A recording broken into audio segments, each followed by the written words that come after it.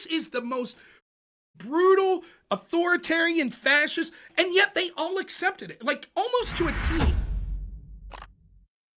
I had to be banned off. I had to get strike after January 6th on YouTube because if I said anything that questioned the 2020 election, that was theoretically misinformation that could incite violence. 2020, like in terms of censorship, 2020 was awful, and I think that like between 2020 and 2022, basically, I mean, it was a nightmare, and I think that a lot of the kind of libertarian support for Trump came just from I think a anger out of that time period. And you're right, it was awful. They would ban you for the Facebook thing. I empathize with so much. I pissed off so many people talking about Kyle Rittenhouse, right? That case, seriously, that case was such a big deal because you had people just denying fact. And but you can go back and look at this. I mean, I forget what the exact percentage is, but most Democrats after the verdict thought no, he should have gone to prison. To this day, when I have conversations with people, they'll say, "Yeah, well, if he had killed white guys, he would be in jail." He killed white guys. That's who he killed. White guys. You know nothing about. You don't know nothing about what happened. And they're just so angry about it and so uninformed. And so, yeah, and of course, with Kyle Rittenhouse, there was a bit of an exception made where you could challenge stuff, right? But if you tried to post about it being a lab leak, that's it. Which is now what the CIA and the FBI are saying is the most, probably the most likely explanation, you got banned for that, right? Facebook reversed that policy, I think, in 2021. So there was a time period in which you would get banned if you even said the theory that is turning out to be a more accepted theory among agencies in our own government. And that's, the censorship part is fucked up. And when you're saying that you can't talk about January 6th, I mean, you had to be careful even like explaining, hey, I don't think it's an insurrection because X, Y, Z. I'm not defending it. When it was happening, I was condemning it. I was saying, look, I condemned the riots. I did it that day. The BLM riots. Yeah, the riots were horrible. You can't have this shit. You can't have people breaking in and destroying stuff. This is not the way you handle this. Come the fuck on. And I was saying that when it was happening, there's people there with me when it was happening, I was saying this. But still, there's some nuance as to, does this meet this certain legal category? And you had to be careful even having that argument for a while, because otherwise they'd come after you. And to this day, I would not be surprised if you watch this live stream tomorrow, if you go to YouTube, and there's a little memo underneath that says facts about January 6th. If you do panels, and they're going to be on YouTube, well, it depends. Twitch has their own set of fucking hurdles you have to jump through, as I found out yesterday. But if you do panels, like if I do a panel on the Crucible, they'll be like, don't say the word COVID. Say Wu flu, say pandemic, but don't say COVID. Because there's still a theory that the algorithm fucks you over. Because they'll put a little memo about COVID facts underneath, which de-emphasizes you in the algorithm. Right? And so you're still dealing with the remnants of it. And they understand the absurdity. Like, what was the rationale between not being able to talk about facts of the 2020 election? Well, because it led to an insurrection. It is misinformation that led to an insurrection. And I'm like, okay, well, by that, it led to violence, right? Basically is what they're saying. Well, by that tone, right, couldn't I say, well, violence occurred when we talked about George Floyd, so you can't talk about that because it can inspire violence? Well, no, because George Floyd was true, so it's misinformation. Okay, how about hands up, don't shoot? That led to riots. Eric Holder's Justice Department said that was a lie. Mike Brown actually reached for the cop's gun, the physical evidence, yet people still persist saying hands up, don't shoot. Should you be banned off YouTube for saying that because it could inspire someone to violence? That's absurd. What the fuck are you talking about? Or let's say now that all of this, Trump's Hitler, Elon, blah, blah, blah, blah, blah. God forbid there's an attack on Trump. Should everyone be banned that then later says Trump did this, Trump did that, that was bad? Well, Trump was attacked, right? I mean, he was shot. Right. So imagine that they say, well, you can't criticize him about this certain. Now, even in this example, I think it'd be a bridge too far to say you can't criticize him for anything. But let's say, oh, he was shot by a guy and the motivation was that they thought that he was going to completely stop funding Ukraine. And so now you can't talk about how that would be terrible. You can't talk about it online. Yeah. They would go apoplectic. They would be like, this is the most fucking brutal, authoritarian, fascist, and yet they all accepted it. Like, almost to a T, with very few exceptions. Every Democrat, they might be like, it's a shame you got your channel struck there. But all of them were like, the thesis of that's all right. Sonsol, at one point, have you ever dealt with this character, Sonsol? Maybe like a long time ago. I don't think I've had a conversation with him in a very long time. I see him occasionally on I like Twitter, Senso. I think he's a likable guy, though. He's becoming less likable, but okay. he at the time, 2021, 2022, he had me on for this big argument. He saw me doing a panel or saw me doing a stream on how I thought that COVID most likely came from a lab, and I couldn't confirm it, but I thought that was the most likely scenario. But even if I didn't think it was the most likely scenario, it clearly was a plausible scenario. And so it was absurd to censor even if it was implausible, but certainly is plausible that made it worse. And I actually take a step further and say it's the most likely. This is going to get, for anyone listening with kids, I'll give you 5 seconds here because it's going to get very graphic in a minute, right? So Sonsel calls me on and we're having a discussion and he's arguing that it's not a lab leak. And I think I'm winning the debate handily. He makes the following claim. The lab leak theory has been debunked.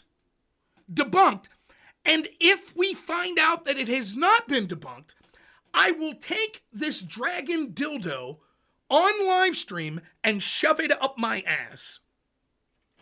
So within like 4 months, we got the initial report that was like 7 intel agencies looked into this. 4 were non-conclusive. 2 said it most likely came from a wet market.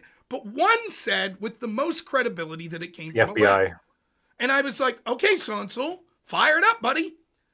And he's like, well, when I said debunked, I meant not most likely. I'm like, that's not. Look, can you expect him though to like really want to show that? I mean, but the point is, I wanted to acknowledge because it was all in the conversation was all in the context of, dude, there's I can't even fucking say this on Facebook to this day. And then it became, that's not true. They never censored it. Yes, they did. But I just typed it there and I said it. Yes, they've since changed their policy. But when it mattered, you couldn't say it. And now we find out, whoopsie, how many things? The Hunter Biden laptop story. Oldest newspaper in the country, the New York Post, censored. Here's another fucking idiot point they make. Yeah, but only for like 2 days and you heard about it, so clearly it wasn't censored. But the censorship was enough to convince normies that the story was bullshit. Right? That's what happened. So when you heard the story and you're some normie, not people like me or you or terminally online people, it's, oh, well, we have to let this out there. But just so you know, for like the first time ever, we censored it because it's such bullshit. That's the effect that it had. And like, it's surreal. It's like, with everything like that, if you cheer for censorship, you have, it is unethical anyways, but it's unethical even more if you're not 100% sure that you're right, that what's being censored is wrong. And these people, to them, what is wrong, you could look this up, Mike Benz talks about this, what is misinformation? If we need to ban disinformation, there is misinformation, which is something that's not true, but you didn't know it. There's disinformation, which is you're lying. And then there's malinformation. And malinformation are things that are technically true, but they harm the goals of the country. Yeah, so I can give you a perfect example of that. So I took the vaccine. I'm going to be careful about this, but I did take it, and I'm one of the few that developed heart side effects, right? And I made a post about it on Facebook. And they put a disclaimer on it. That's malinformation. You can't say that. That's right. That's exactly the best example. Even though it was my story, like it was my health story, I'm not lying about it. I've got a letter from my cardiologist, like it 100% happened, and I even said that. Like, but no, Facebook wasn't a big fan of that. Well, so one day I did a panel, right, and I go to work the next day, and I got my phone here. It's like 2023, I think. And all of a sudden, I'm working. I work with, an autistic guy. I'm driving, and you can feel your phone. Like, I'm getting notifications. Like, what the fuck is this? So when we get home, like an hour later, I check, and it's all these emails, my Gmail, and I open it up. They're all from YouTube. Warning on a video. Warning on a video. Warning on a video. Warning on a video. Strike on a video. Warning on a video. Warning on a video. Strike on a video. Now, if you get 3 strikes within 90 days, you lose your channel permanently. So I got 2 strikes and like 7 warnings. And I'm like, what the fuck is going on? So I know I got mass reported. The 2 strikes I got were from videos that I did in December 2020 when my wife was 9 months pregnant. We both got COVID. And I came up here and I streamed every night and said, this is what it feels like. And I got struck in 2023, 3 years later, for COVID disinformation. Maybe it was 2022, but you get the point. Yeah. And it's just like, so I had no choice but to basically delete every video because I'm like in the moment. I don't have time to go through them. One more strike and that's it. And they're giving me these warnings. So I had to delete like something like 300 videos from 2020. I had no choice. They weren't backed up anywhere. And then, of course, I couldn't stream for like 90 days until those strikes went out. And it's just fucking insane. Medical misinformation for me talking about what my symptoms I have right now are 2 years later. 2 years. And it's just like, you tell these people, you're like, COVID for me it's the biggest black pill, but also white pill. Because I think so many people in my life were like, I don't give a fuck about politics. That was the first time that it punched them in the face. Right? Yeah. That was the first time that everyone I knew was like, what the fuck? What is happening? Because I know I live in rural Pennsylvania. Everyone I know is like fucking, they're not nerds like us. They're fucking like welders and shit like that. And yeah, you're non-essential, man. I had a friend whose mom's in a nursing home 5 minutes away from here. He didn't see her for 9 fucking months. Had to stare at her through a window. And like when you see this shit, it's just like, and I'm just like, see, politics matters, man. This is what happens. Yeah, look, my grandmother died. We couldn't go. Yep. We couldn't go for the no funeral. I think the burial. It was like 6 months later or something. And now these, I said at the time, I was like, I'm not completely libertarian. I'm libertarian adjacent. Is there a case to be made for where the government could take draconian measures like this? Yeah, I could envision a case where I would say, like Russia releases a bio bomb, a dirty bomb, smallpox, right? And it kills instantly like 1 million people in New York. And they're fleeing. And we know if they flee and get further in the country, it's going to kill 200 million people. Do you have the right to quarantine those people? Yeah. Probably. Now, most libertarians would say yes, just to be clear. Not the fucking ANCAPs, because I've had this discussion with... Even Scott. But did Scott actually say he wouldn't quarantine them? I think it was Casimir that said he wouldn't. He was like, well, we would find other ways without force. Oh, we would have. Come on, we'd have to. I agree with you. We would have to. In that case, you have to, right?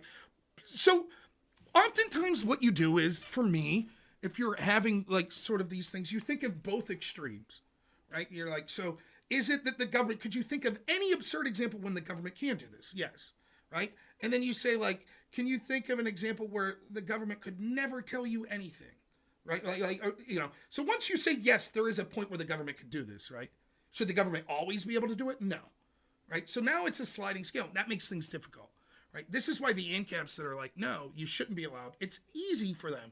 It's hard because they have to bite bullets, but it's easy for them in that every question's easy.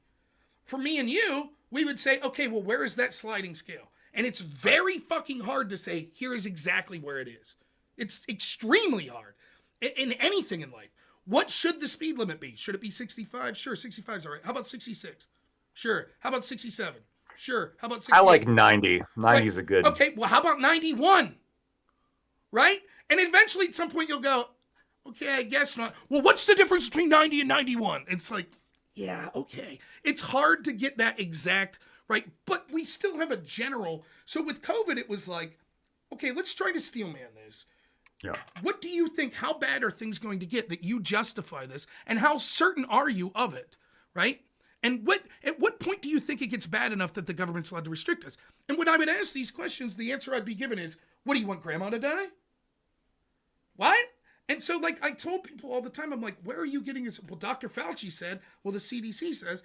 And so now I'll debate people years later and I'll say, like Econo Boy, I'll say, did you support lockdowns? He'll say, yeah, I did. And I'll say, what was the evidence you were looking at the time that you supported lockdowns? Well, why does that matter? It doesn't matter what you think you know now. You wanted to violate every single person's rights. So what gave you the justification? And I think that for me, or the same with vax mandates. I was saying all this from the very beginning, right? Like, justification. You have to find justification if you're going to do this shit. I won't even say this. A lot of my audience doesn't like this. I'm not going to sit here and tell you the vax is poison. No one should take it. I also saw the recent super chat. I missed it. What did someone say? Did I miss one? Rob, you always say it might be ironic. I hope it is. Cody Folsom, is that Rob? You're always saying you're not a libertarian. No, the don't trust the vaxxed. Mr. B for $20 says, don't trust the vax. One day the mRNA will take over their brains and tell you what you want to hear. As the years go by, they'll be less and less control of their thoughts. Careful with this guy, Rob. That's good. I will get to all the super chats, I promise, by the end. But yeah, I mean, so for me, it was like, Now that I'm talking to a fucking mushroom head, vax. Great series, by the way. The Last of Us. Last of Us. That's so good. Yeah. But like when like the vax thing, my theory was this: not only I don't think it's all poison. I think like almost every medication there are utility to it, even ones that we later ban. Probably for a certain population, it would be good. Like, for example, every medication has side effects. Like, should you got a small cough? Should you take chemotherapy? No. But you have stage 4 cancer.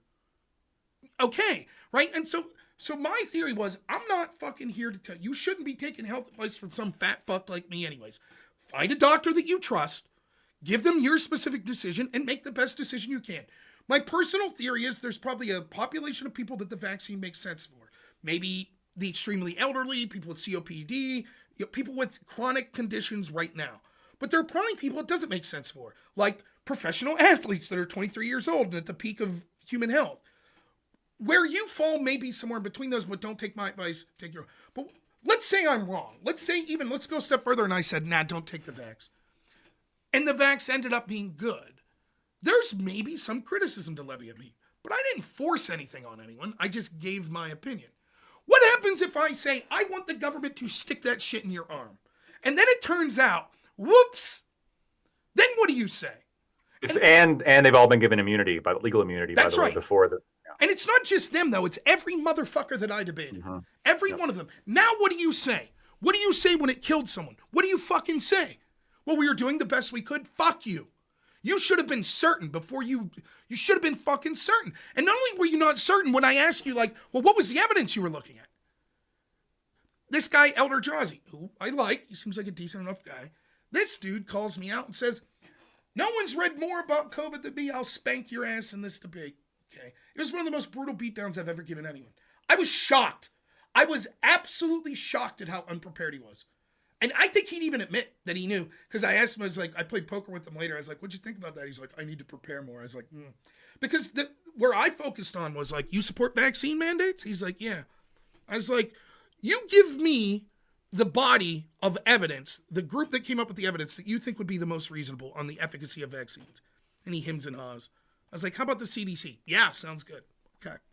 I was like, let's go to the CDC numbers in 2022, their last comprehensive study that they did on it, and so let's look at what they say. Now, it is true that this CDC paper concludes vaccines are good, they save lives, and that even if you've had COVID previously, you should get vaccinated. But let's look at their data. And without boring you too much, basically the data, which was millions of people that they looked at, showed that yes, if you've never had COVID, taking the vaccines severely mitigated your risk of being hospitalized or having any visit to the hospital for COVID. Cool, right? However, not even those that had natural immunity, but just people that had been diagnosed with a prior infection, it only lowered their chance of being affected again if you vaccinated on top of it, something like 0.003%. But it increased their chance of being hospitalized like 0.2%. And the chance of having a vaccine side effect of any kind was 50%. And the chance of having the most serious side effect other than death, which was anaphylactic shock, was like 2%. So you're forcing people. You were for the vaccine mandate, right? Yep. And yet, the data from the very organization you say to trust, at the time that you supported this mandate, said that this group of people that you were about to force, it was overwhelmingly detrimental to force them to take it. But you don't know none of that because you didn't read. You just said vaccine good, vaccine good, vaccine good. And you forced this into people. How many of them have a heart condition like you that will later find out actually you were at very low risk from COVID? Because you're younger, you probably don't have asthma, you probably don't have COPD, so your chance of having a COPD, of course it could always happen. I'm not saying go out there and chill out with dudes you know have COVID, but your risk was probably higher of getting the vaccine and getting a side effect than fucking getting COVID. And nobody. The funniest part, by the way. So I got it, and then I developed it was a bout of pericarditis, and I think it was like 2 months later I got COVID, and then a month after that I got COVID again, because it was right when like the Delta and then the Omicron. So it was a fucked up year. Yeah. The people I know that got like a ton of boosters, almost all of them have had COVID 3-4 times.